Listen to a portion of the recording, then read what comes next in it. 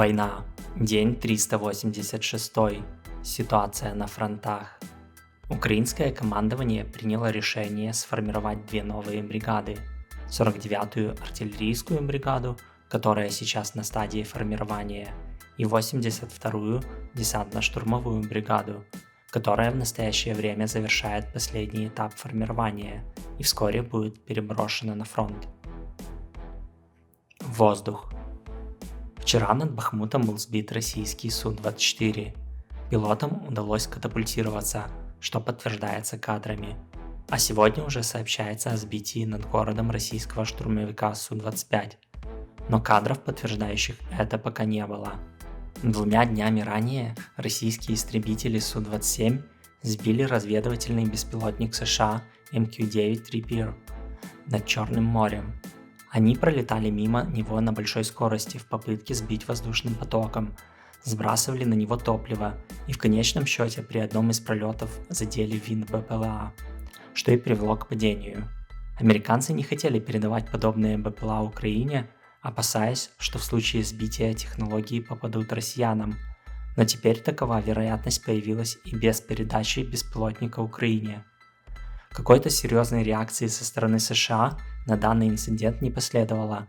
Наоборот, они заявили, что столкновение было случайным вследствие непрофессионализма российского пилота.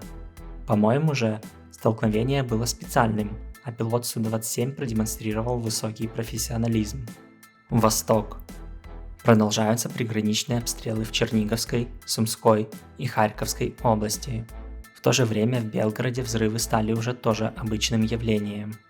Судя по имеющимся кадрам, россияне находятся в Бряниковке и атакуют Двуречное.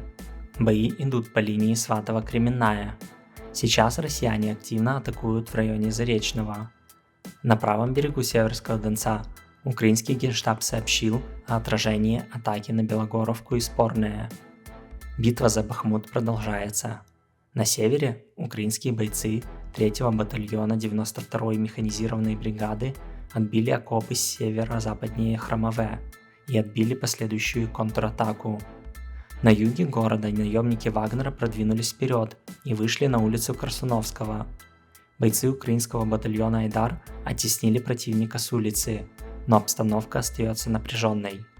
В сети полно информации о жалобах россиян на нехватку снарядов, но подобная ситуация с обеих сторон, и украинским защитникам также не хватает снарядов и приходится их сильно экономить, о чем также сообщил офицер 93-й бригады, когда им не удалось уничтожить российский танк Т-90. Россиянам удалось выйти на окраину Ивановского, но 5-й штурмовой бригаде удалось их отбросить назад. В районе Авдеевки также усилились бои и имеется продвижение российских сил.